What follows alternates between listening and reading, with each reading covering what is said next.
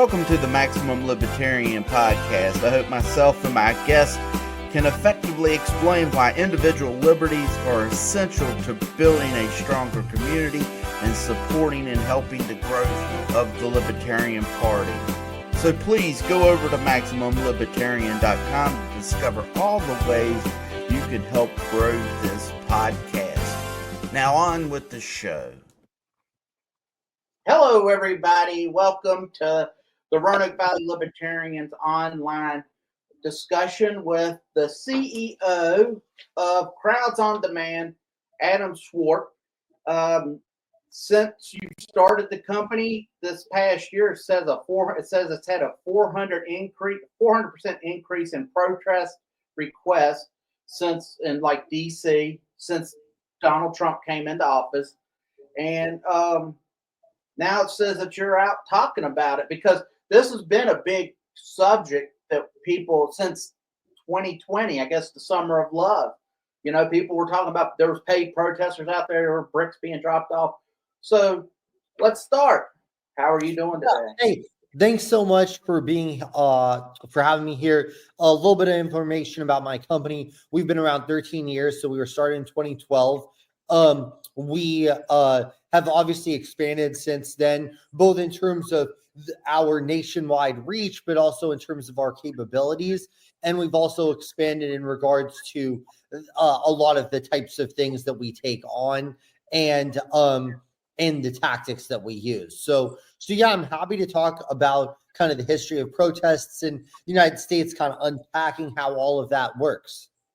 Okay, excellent.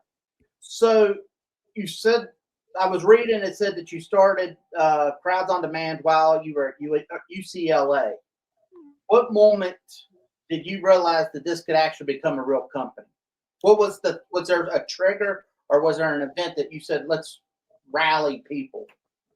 Well, basically the trigger was seeing how difficult it is to get people out at events, right? Is that coming into this, it was so difficult to get people out to a lot of these events, particularly political events. Seeing that, observing that, kind of give me the inspiration, like, hey, what if we put a bunch of these out of work actors in LA? This was where I started the business, to work, kind of attending protests, attending these gatherings, right? Because it was so difficult to get people out there. A lot of the people running campaigns, you know, in the early 2010s when I started the business, were people who had come of age politically in the 60s, where you could put a few flyers on the quad and you get tens of thousands of students out there, right? But this is a new kind of generation and a new way of doing things, and that you need to kind of provide that incentive. Now, we've kind of changed our tactics since then,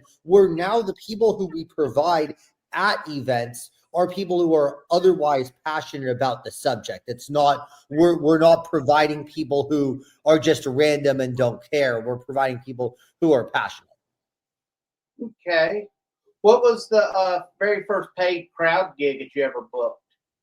Well, actually, what's interesting is a lot of publicity is around how we started this, or, you know, it was inspired politically, but a lot of the initial gigs and a lot of our business still is doing kind of corporate PR stunts. So you're outside a conference or a convention and you actually want to do like kind of a wild display to advertise your company's services, you know, advertise what you're doing, especially when you have entrenched competitors. Right. By doing that, I've watched several of your interviews on the different, like Fox and News Nation. I know they were linked, and then on YouTube. How are you received with this type of stuff, just out of curiosity? I mean, do people frown? It seemed like they frowned upon it. But how do you feel that you did? Well, look, I think it's a good question. Part of why I'm going on the media is to try my best to change the perception of what this is. I think it's one of those things where there's a gut instinct in us that says paying protesters is bad.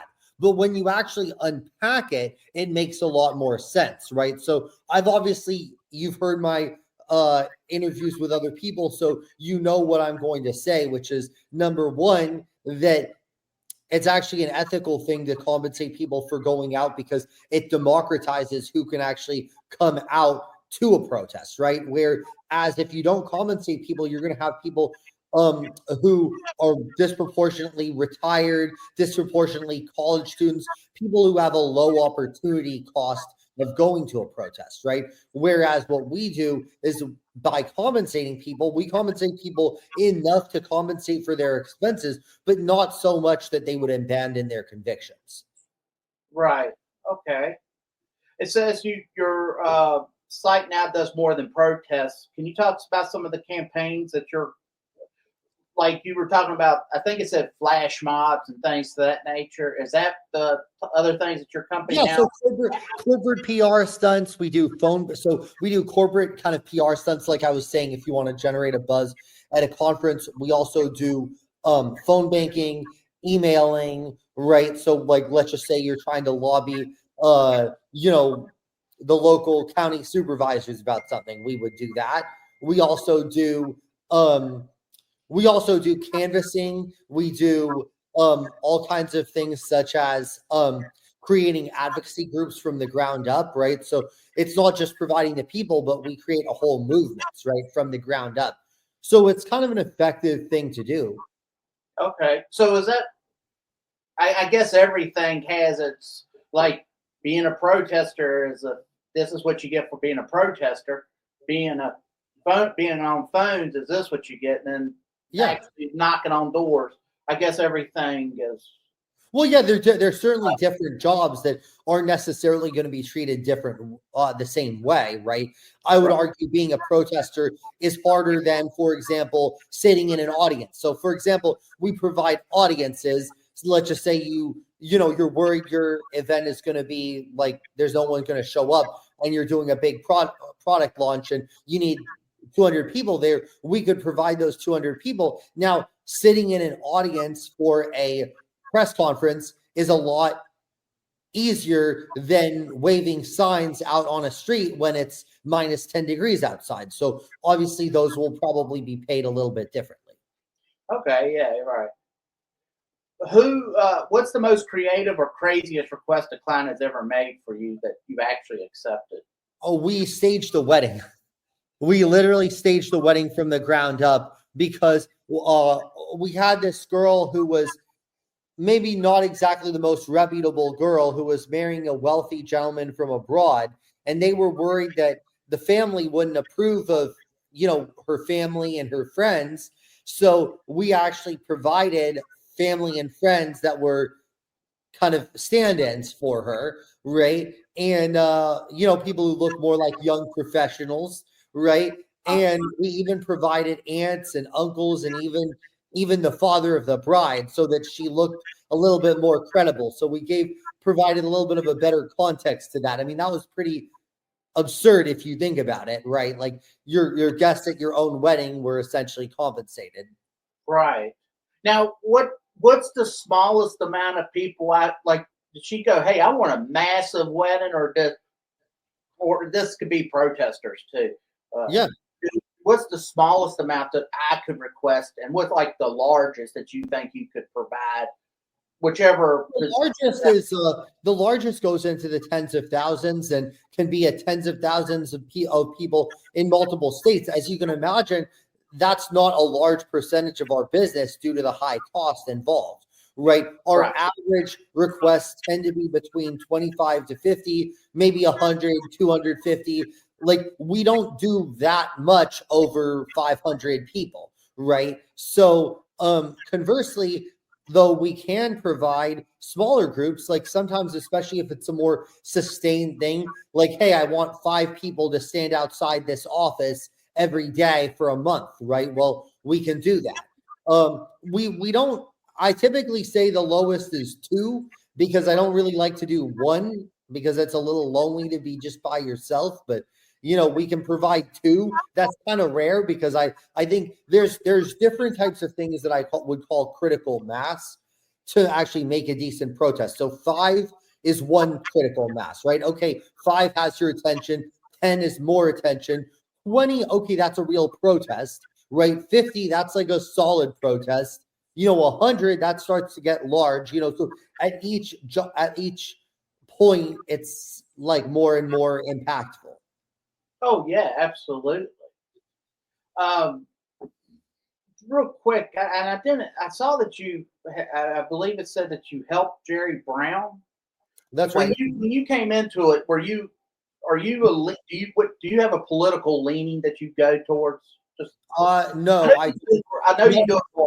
not anymore. I was a Democrat, to be sure, and you're a libertarian, right? So you understand Oh, aligning with either Republicans or Democrats, right? And I certainly don't. We work with Republicans and we work with Democrats. If you're asking, especially when they're on the side of common sense, right? So I don't have to agree with you 100% to take on your cause. So a great example would be the cryptocurrency industry. I've worked with a lot of cryptocurrency companies over the last about 8 years or so. And when I started working with them, I didn't really know much about cryptocurrency, but I knew that they were the underdog because the banks, the large institutions were really treating them very roughly. And the lobbyists and all of the institutional power structures were against them. So they really needed this sort of unconventional advocacy that we were able to provide, even though I wasn't 100% pro crypto, and I'm not like a ultra crypto person, right? So that's a good example of, I don't have to agree with you 100%, but for example, I vociferously oppose the defund the police movement. So I would never work for a defund the police campaign because it's so counter to my values, right? But so we'll work with Republicans, we'll work with Democrats where it makes sense. Regardless, we keep everyone's information confidential. Right, and the reason I asked that is because I could like when you're on Fox, I know everyone's going to think it. Well, you must be Democrat, and then if you're on MSNBC or MS Now, I guess it's called CNN, they're going to say, "Oh, you must lean this way," and then it's never the case. If they already come in with this perception, because like for myself, here in my state, if I say, "Hey, let's advocate," oh, well, you're taking votes from the Republican Party. You're taking votes from, or if I'm in a blue city, then you're taking votes from the Democrat. That's right. It always depends on which channel you're on. Wherever I'm standing is who I'm taking votes, supposedly taking votes. Yeah, that's understandable. That's understandable. And as if to deprive you of agency, as if you're not your own man, right? But I also would say that from my perspective, yeah, we work with both parties. With a lot of names that people would recognize, and that's fine. Right now, I think you kind of alluded to it in a previous question, which is, okay, how is the perception of our services? And I think that we keep our clients confidential in some cases because they request it, and in other cases it's because there's a certain negative element that comes with what we do that I am looking to undo, right? Because the reality is every protest is a paid protest in one way or another.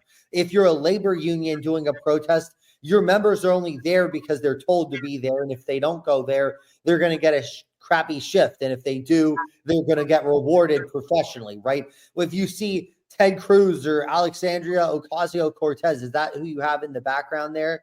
Is that her? That's her. War. It says war underneath because. Right. So if AOC or Ted Cruz is hosting a rally in Washington, D.C., the people standing behind them are people who work for them. They're actually staff members. There's 15,000 Capitol Hill staff members on the Republican and Democratic side. So I think that a lot of people want to pretend and actually, in a way, give me more credit than I'm due and say, oh, well, what you're doing is really bad and you're corrupting the politics. When in the reality, what I'm actually doing is democratizing things and allowing everybody to get compensated for showing up in furtherance of a political objective. Right. What's the percentage of in your business political versus corporate PR entertainment? How's it broke down right now? Because what you're saying is absolutely. Go ahead. It really depends by the year. It really depends on the year. Sometimes politics has become like a majority of our business, other times not. My goal is actually for politics to not be a majority of my business. It's become big because so many people are increasing number of well-to-do people are extremely interested in politics in a way that wasn't true 10 years ago. So I think that a lot more interest has come from politics, but honestly, we rarely work with politicians. We mostly work with issue groups, right? Oh, we don't want more taxes. We want to shut down this power plant that's really bad for our city. Whatever, like issues, not Democrat, Republican. But I'll tell you the causes that I want to work with, because those are like, just so that in the interest of full disclosure, these are the campaigns I want to run. Number one, addressing the social media addiction, right? Social media is a cancer on our society, and those companies must be reined in. They're destroying this country. I know a lot of people with Trump derangement syndrome, and I know a lot of people with Trump attachment syndrome, right? People whose lives have been ruined, whose family lives have been ruined by social media because they've become kind of gone down like rabbit holes, and it's nuts. Right, number one. So number one is social media companies. They need to be reined in. We've got to, and you're a libertarian, so I know you favor kind of free speech, which I do too.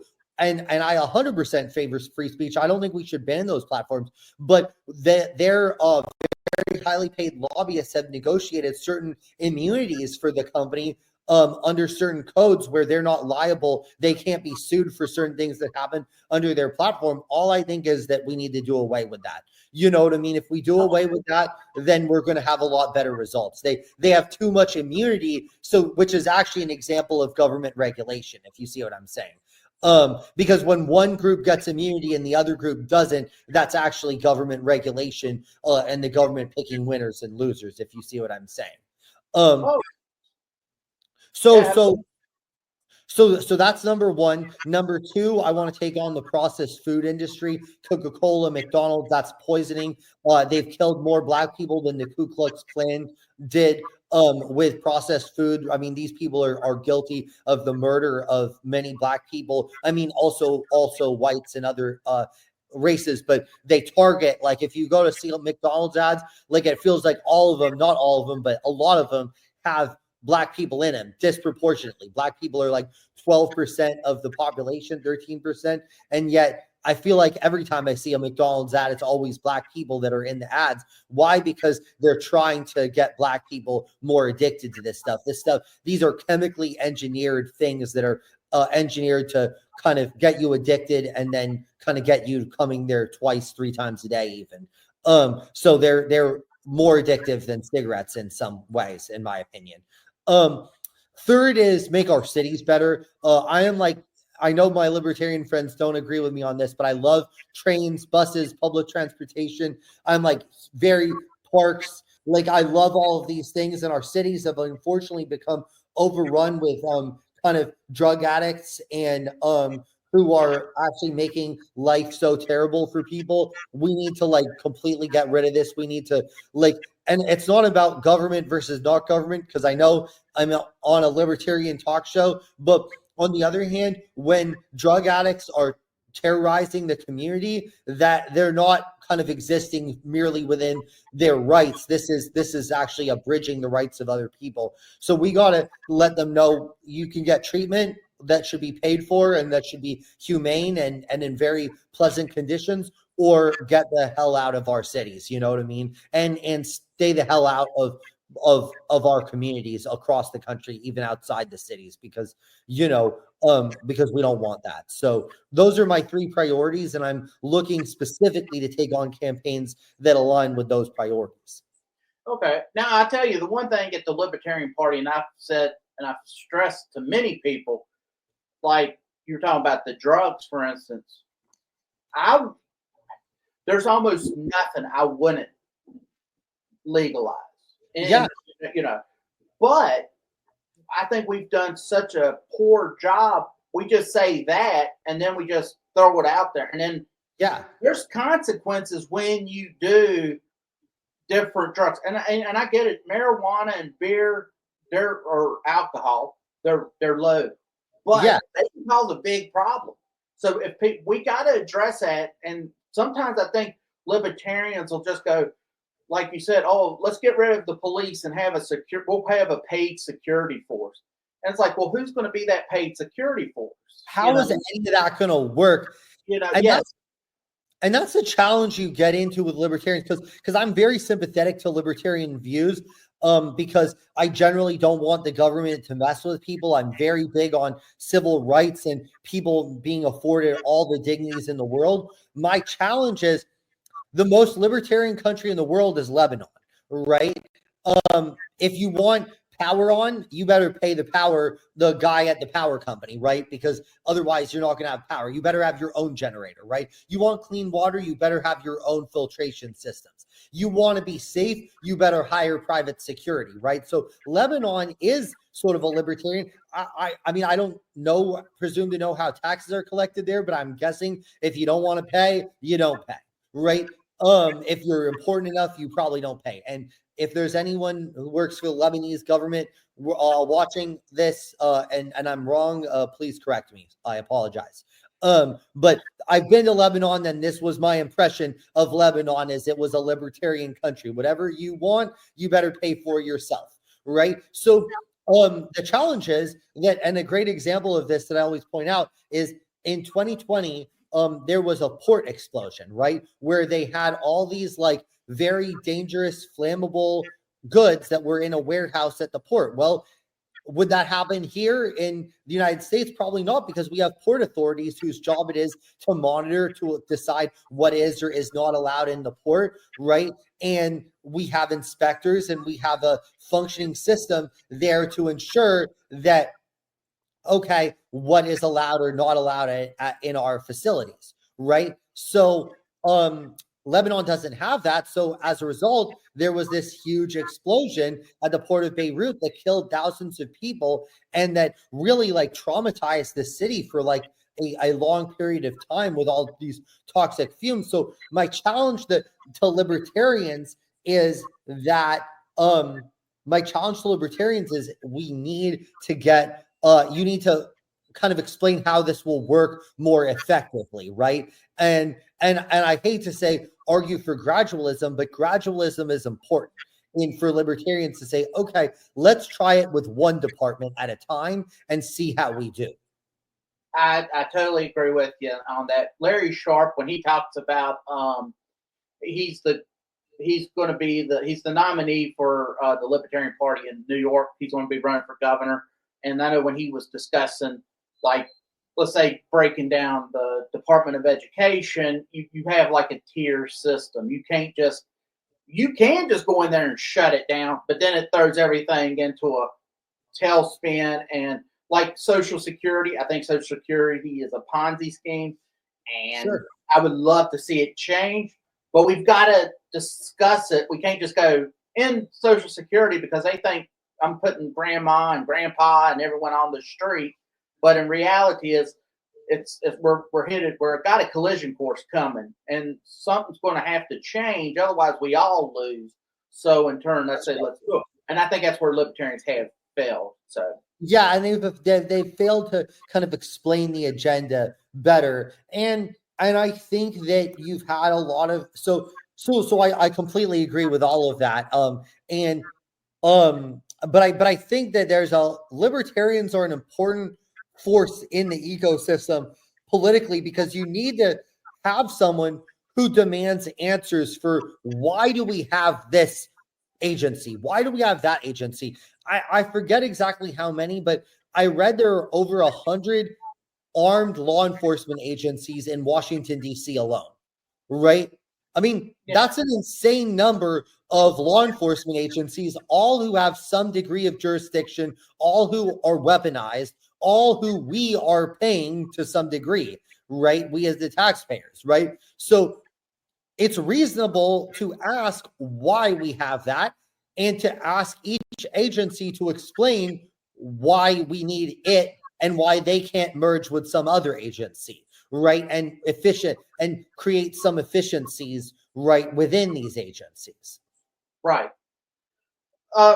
You said with, let's say we were talking about social media a few minutes ago, and how has the rise of like TikTok and short form video changed the ways that you design, or you design your protest or stunts that you may do? Do you focus in on social media? So yeah, it's a really good question, and the answer, candidly, Brian, is that we're still working on tailoring that, right? Because when we started the business, so much of our protests were focused on traditional media, right? The 5 o'clock news, for a local protest, or obviously national news for like larger protests, right?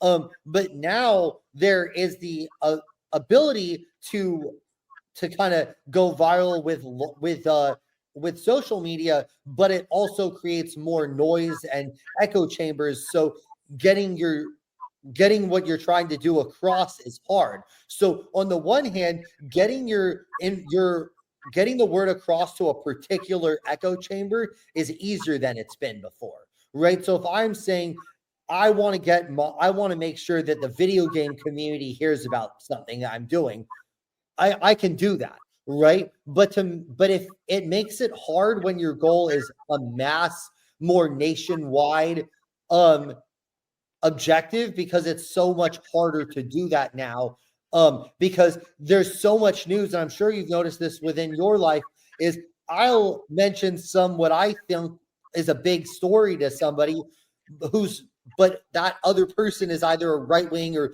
left-wing echo chamber, and they're like, oh, I've never heard about this. And it's like, well, this was huge news in what I've seen, but it's not in what you've seen. Right. And with so many social media. Although, by the way, if I could add one more thing, though, Brian, is one advantage of a protest, though, is that we're reaching people in person.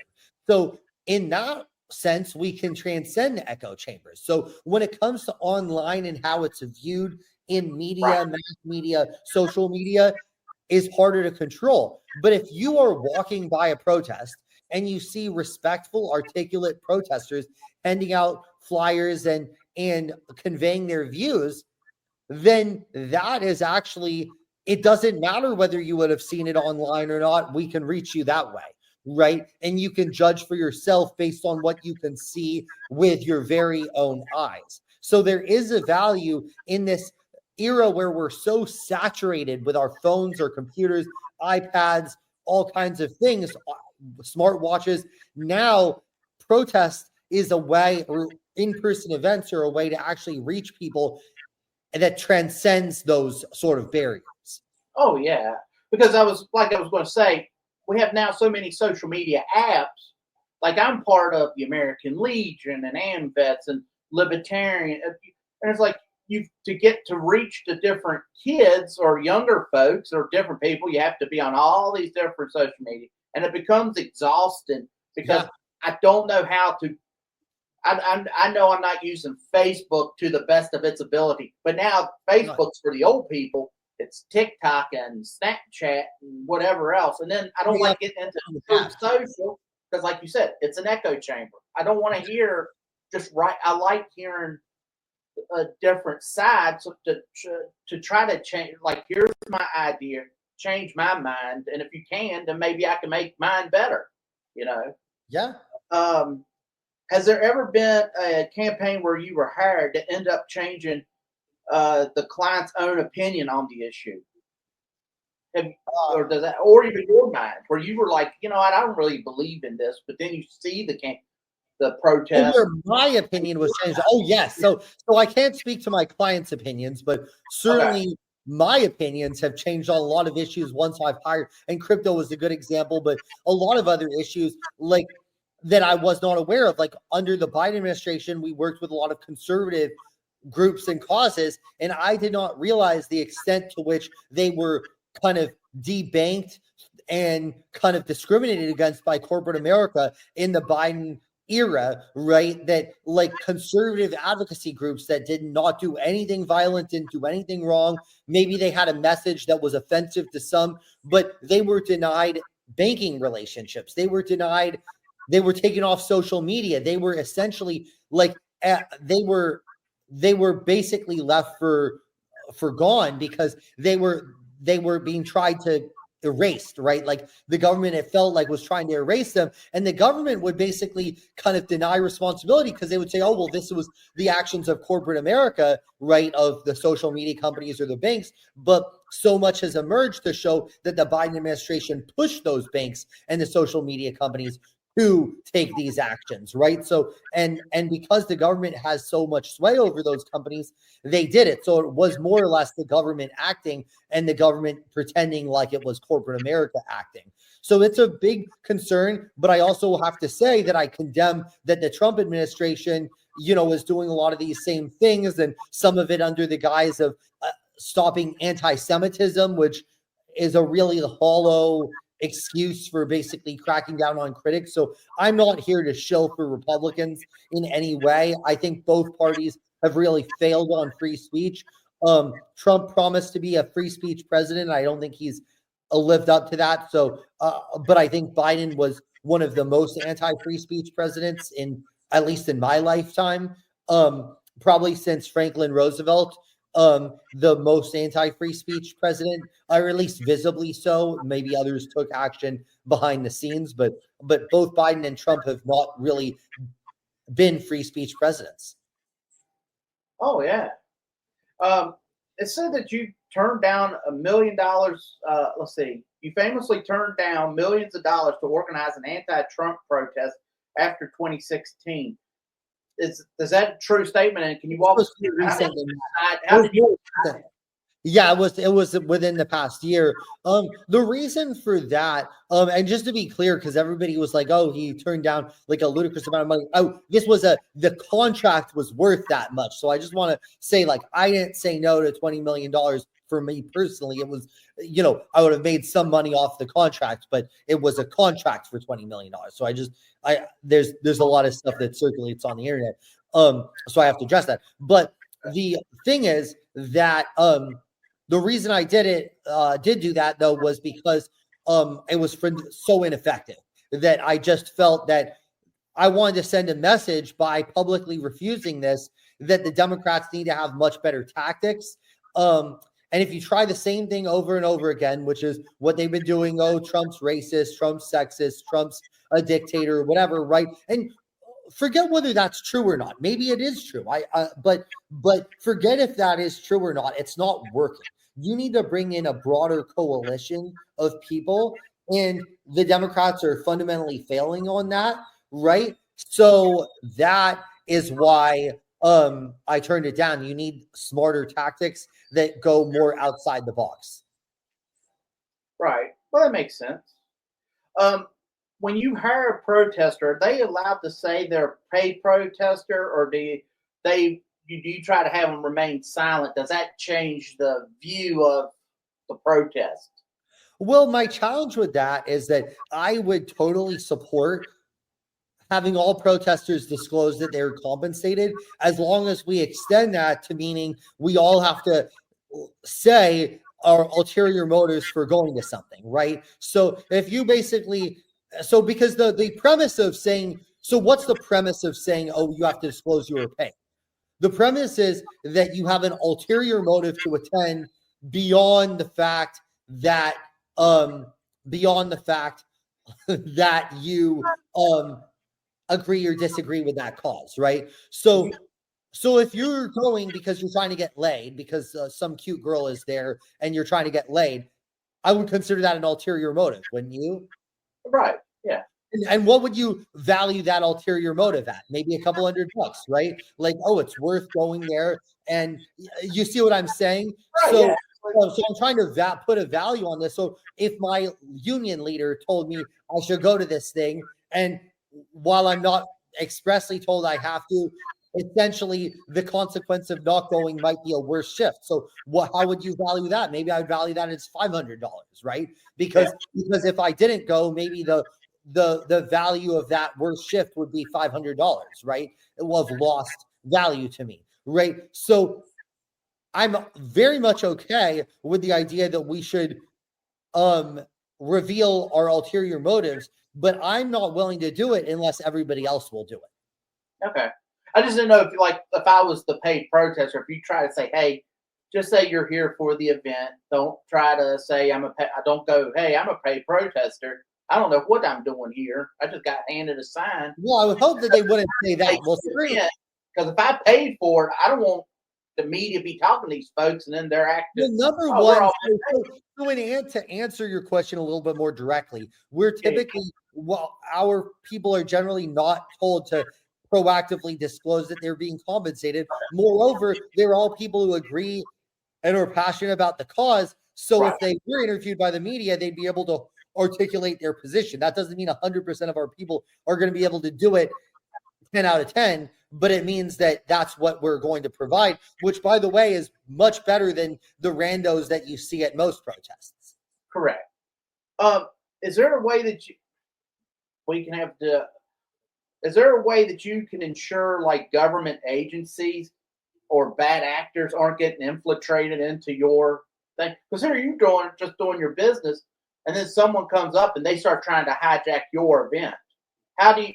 Is there any way that you could do that? Interview people before participating, right? So each person, and by the way, this comes at like significant personal expense to me because our clients aren't even willing to kind of absorb all of these costs. But we interview people before every event. So we have typically a 15 to 20 minute interview, even if you've worked with us in the past, right? Before each event, discussing the views, discussing what the event is going to involve, and kind of outlining how it's going to go. So we can generally tell if somebody is wacky within that 15-minute conversation. People can't normally hide their true colors very well. And in the circumstances where people are not productive, then first of all, they don't get paid so that's a pretty big incentive. Second of all, we haven't really had any issues, but hypothetically, we would just kind of report them to law enforcement or kind of tell them to disassociate from us, right? Similar as anyone else would do. But I attribute it to our great team members that we've not really had this problem happen. Well, that's good because, and I know, well, I speak about January 6th, there was seemed like shenanigans. Who knows what exactly was going down there. And that's why I asked if like you ever got that issue. When it comes to when you obviously work with both sides. Who do you think's more creative when it comes to, does it depend? Oh, the Republicans are more willing to do outside the box strategies. Really? The Democrats are actually kind of puritanic. Well, see, the Democrats used to be the fun party. So in the Obama era, right, we had Democrats who knew social media, knew fun tactics and all that. And Republicans were old and stodgy and unable to really effectively articulate, right? And they were so behind. It was like the AOL accounts and all that. But now in this era, I think you have Democrats who are wedded to traditional tactics of labor unions, celebrities, big donors, right? And I'm not saying Republicans don't have the same kind of general like play by the book approach in some cases, but they're more willing to take on to do things that are a little unconventional. So for example, one thing that merits examination is the idea of voter dissuasion. So voter dissuasion is different from voter suppression, right? Voter suppression is illegal, right? It's saying the election's next Wednesday when it's Tuesday, right? That's illegal. Voter dissuasion is the understanding that some people will never be convinced to vote for you, but they can be convinced not to vote for your opponent, or potentially to vote for a third party like yourself, right? So my opinion is Republicans have very effectively invested in voter dissuasion, particularly with groups that the Democrats have not served well, such as the blacks, right? So Black people overall, I think, are 80+% Democrats. Black women, 90% Democrat. So Republicans reckon, hey, if we can convince 20% of Black Democrat or Black voters to stay home, that'll help us a lot more than it'll help the other side. Basically, hey, neither side cares about our communities, right? Like, screw this. We're not going to participate in this kind of corrupt system. Both sides have hurt the people, right? So the interesting thing is Republicans haven't done shit for the rural communities, right? Go to rural America. The biggest, nicest buildings in a lot of towns are literally hospitals that are dealing with the influx of fentanyl, right? So this is Republicans failing to help their constituents, right? Just as Democrats, you go to any black majority neighborhood, for the most part, they're overrun with crime. Black people don't own anything in their community, right? It's shit, right? And black people will tell you that, right? Same thing with rural America, right? So, but my point is, when I've talked to Democrats, I know about voter dissuasion in rural America, they're like, oh my God, that would be so unethical. We should try to get them to be Democrats. Well, it's like, these people are not fucking going to be Democrats. I'm sorry. You know what I mean? They hate your guts. They hate what you stand for. They hate the trans thing. They hate your culture. They hate the celebrities. But you might be able to convince them that Trump hasn't done shit for them, because he hasn't, right? So the Democrats are always obsessed with the idea of we have to win them over, right? Whereas the Republicans, I think, are more willing to understand, hey, maybe we'll win over some African-American voters, but if we can just get some of them to stay home, then we can actually, that'll be our path to success, right? And and voter dissuasion is not unethical, because it's the idea of saying, truthfully, the people who you support haven't done shit for you, so don't support them anymore. Right. Right. Absolutely. I've heard that if 8 or 9% of the black community would start voting Republican, it would almost be always a Republican win. Oh, correct. So it's just that small of amount. Yeah. But what's been just as effective but less publicized is just convincing a lot of African Americans to just not vote, right? Because the thing is that the Republican Party has an awful name in the black community, just like the Democrat Party has an awful name among a lot of rural white voters, right? So there's a recognition to me that you're not going to have a lot of blacks voting Republican. I'm sorry, right? They think Republicans are racist, and I don't know, they're like, we're not going to talk about whether that's true or not, but they think Republicans are racist. But a lot of them also recognize that Democrats are racist and Democrats haven't done anything for them, right? So you might be able to convince them not to vote at all, which the effect would be of actually helping the Republicans. You see what I'm saying? Right. One of the things with the Libertarians, what we've got to do is, one, you got to get a little bit from the Republicans, a little bit from the Democrats. But my goal has always been, because for the most part, NOTA, which is none of the above, always wins the election. Even here, they stay home. More people stayed home in Virginia this past governor race than they actually came out and voted. So if I can convince people to come out, because neither party's given and what you need to do for that is articulate a real vision. You have to articulate that you can win, or articulate a real vision of what they're voting for. So even if they don't think you can win, they know what their vote is standing for, right? And I think that's important. And I think more people, I think, should vote third party as a protest vote in a lot of cases if they're not satisfied. Because my question is, has someone earned your vote? A vote is earned. It's not owed, it's earned, right? And in so many cases, I don't feel like either candidate has earned the vote. Now, what you have to do as a libertarian is you have to earn the vote. Your vote, they don't owe you the vote any more than they owe the Republicans or the Democrats, and you're at a disadvantage because they already are kind of like, well, if I vote for this guy, it's a throwaway vote. Well, if they are throwing away their vote, what are they saying if they vote for you and you don't win? Right. And then we always do, what I try to do is always say, look, if we get 10% of the vote here, we become a major party.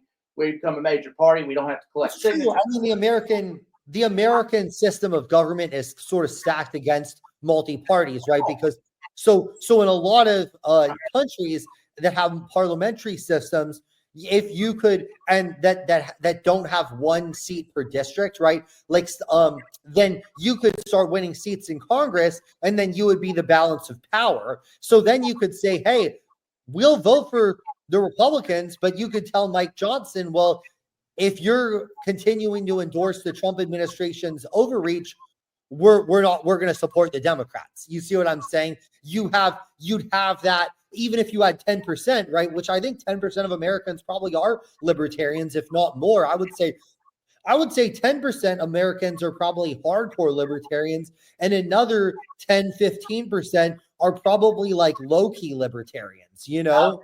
Yes, we could probably get up there like that, yeah. I think so, because I know so many people who are like, I'm a libertarian, but I ask them, have you ever voted for a libertarian? They say no, they don't have a chance, or they're too wacky. That's the that's the fight we've had, because you get taught in school the wasted vote. They, the actual politicians, they work hand in hand. They trip over each other to make sure that the ballot access, that it's so hard for an independent. Look, I was talking about Larry Sharp. In 2018, he received enough percent to become a major party in New York. New York went into the state lawmakers, went into session. They passed the law and they moved the goalposts, and they said, you needed to make this percentage to be a major party. So, so they just moved the goalpost. So whenever I hear either party say that they're fighting for democracy, no, absolutely not. Well, and in California, when they did the open primary system, which allows people who might have some support on Republican side and some on the Democratic side to run, the California Republican and Democratic parties both vociferously opposed it, right? So I think you need more of that, more of top two primaries, where someone like you could get 25% in the first round and advance to the top two, and then face a Republican or a Democrat and make the case against either one of them. Right. I think it's important. I think it's important. Even if you lose, you're still getting those ideas, and you're forcing them to justify why both parties have increased the deficit, increased debt, and expanded government, expanded presidential power, right? I mean, our president, it's not Trump, but all presidents are like kings in this country. They have more power than the King of England did probably when we separated from England in certain ways, right? Right. When a candidate, they can purchase your service, or yes. Are they allowed? Do they have to indicate? They're allowed to purchase our service, but typically we don't work with them. Okay, because that's what I was going to ask, if it was a candidate or if it was like PACs. It's more likely to come from external political organizations or 501c4s, like kind of advocacy groups, than from the candidate. There's nothing prohibiting the candidate from hiring us, but as a general fact, we're hired by issue groups, not candidates. Okay. Has there ever been a time where a counter protester showed up and you didn't realize that your crowd was with you, or like they were counter protesting your crowd? Or yeah, that happens all the time. And if it's respectful, I welcome it. Sometimes we already know that that's going to happen, by the way. A lot of times you go into it, it's a controversial issue. I'm like, I already know that there's going to be counter protesters. That's fine. As long as it's respectful. My goal is to always work with the authorities and kind of create an environment that's pro-free speech. So if the counter protesters want to be there, that's great, as long as everyone keeps their distance and treats each other with respect. All right. With what trends in activism or PR do you see in the next 3 to 5 years that will change your business? Well, I'm curious how AI is going to change things in terms of being able to amplify things online, and how the deep fakes are gonna like potentially pervert the meanings of protests and stuff. So my real question is, will the AI deep fakes outsmart the companies, right? The platforms, the social media companies, and which is why I honestly think social media is like in this era needs to be deprived of their liability protection, because once they're deprived of their liability protection, then they're going to have to make sure that their platform like keeps some degree of deep fakes out. And that is because the misinformation thing is going to become a bigger issue if the platforms don't get on top of it. And to be very clear, I'm not arguing for censorship. I'm arguing for very objective, content neutral moderation. I used Grok and I took a still picture and I had my two friends making out. And this guy is like 83 years old. Yeah. And when he saw it, if you were just to look at it and glance, you're thinking it looks like a real video. That's correct. That's correct. And that could change. So me and my buddy, coworker, we talk about it, and it's like we worry about like if a country and you start hearing, saber rattling and right. If you see a speech from the president that says we're going to war, and even if half the country doesn't believe it, what about the other half? So it really does worry me. And I think that these companies really have to take it seriously, because at some point it's probably already caused death, but it's going to cause even more destruction on a grander scale. So that's the biggest concern I have in advocacy, is the prevalence of deep fakes and fake information to get out there.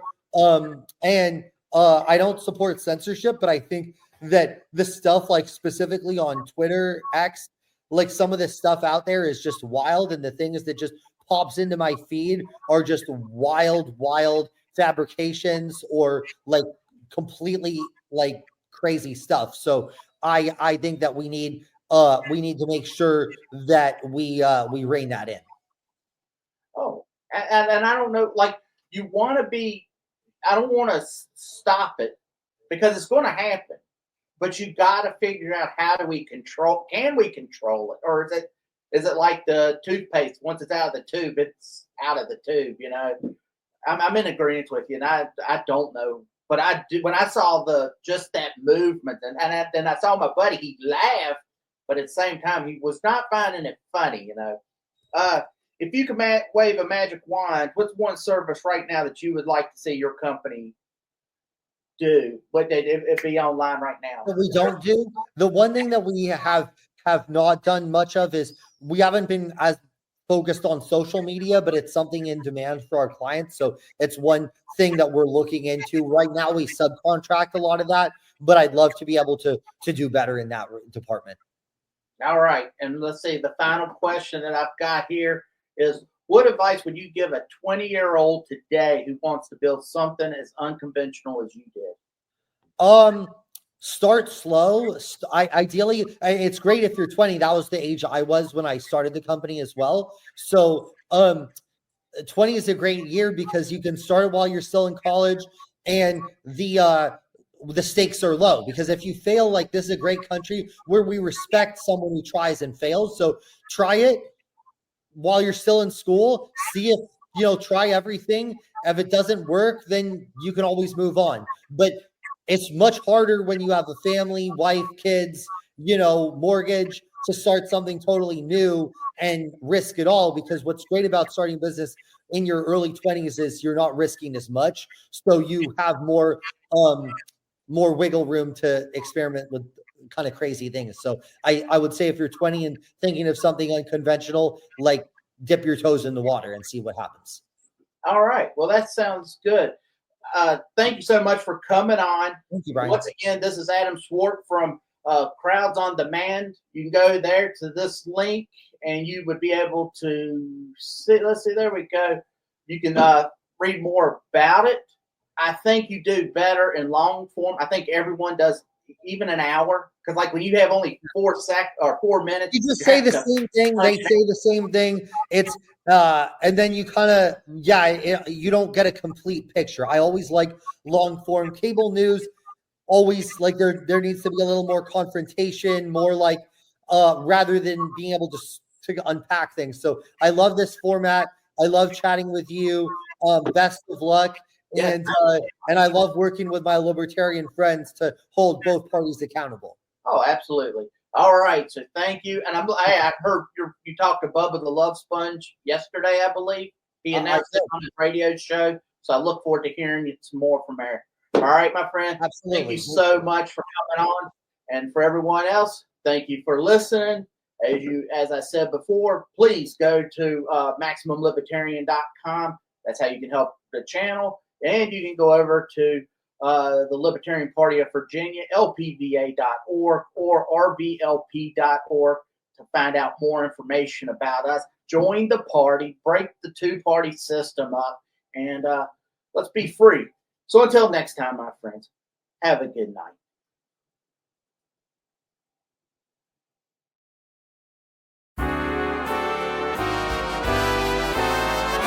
Thank you for listening to the Maximum Libertarian podcast.